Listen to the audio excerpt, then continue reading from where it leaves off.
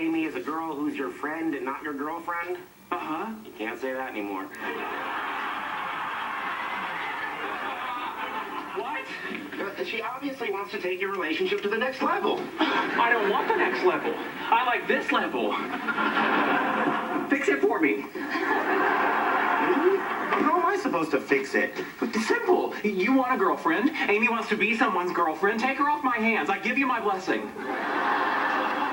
That is insane. You're right. It would never work. Amy finds you tedious. Okay, good luck. We need to wait. What am I supposed to do? Have you considered telling her how you feel? Leonard, I'm a physicist, not a hippie.